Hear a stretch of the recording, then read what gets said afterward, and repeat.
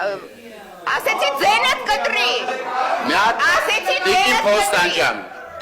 Ուրեմն, այս գաստրոլորները եկել են մտել են երևանցիների գրպանը տարբեր միջոցներով, գույքահարկի բարձրացում,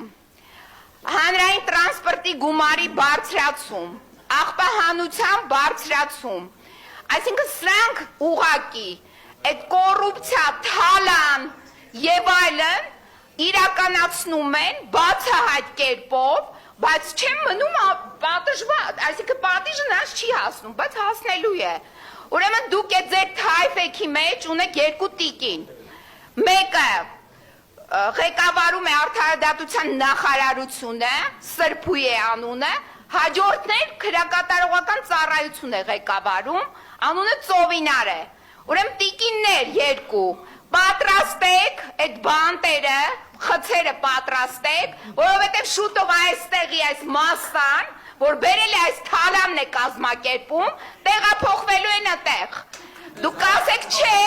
ասեմ ձեզ այո, որովհետև կյանքի փորձը ցույց է տալիս այս կոռումպացվածների, ովքեր որ ստանձնել են այս երիտասարդ դեմքերով այս ահավոր թալանը,